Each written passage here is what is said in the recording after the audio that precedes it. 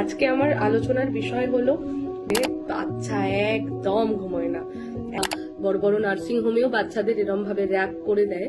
বাচ্চাদের পুষ্টি এবং নতুন যারা আমাদের কোল্ড হচ্ছে ভীষণ গরম একটা জায়গা।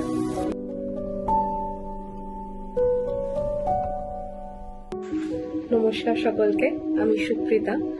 আজকে আমার আলোচনার বিষয় হলো বাচ্চাদের পুষ্টি এবং নতুন যারা মা আছেন, আমার মনে হয় খুব সহজেই তাদের এই কাজটা খুব সহজ হয়ে যাবে আমার এই পুরো ভিডিওটা যদি সবাই ভালো করে মন দিয়ে দেখে। নতুন যারা মা হয়েছে তাদের জন্য খুব সুবিধাজনক, তো তার জন্য এই পুরো ভিডিওটা আপনাদেরকে দেখতে হবে।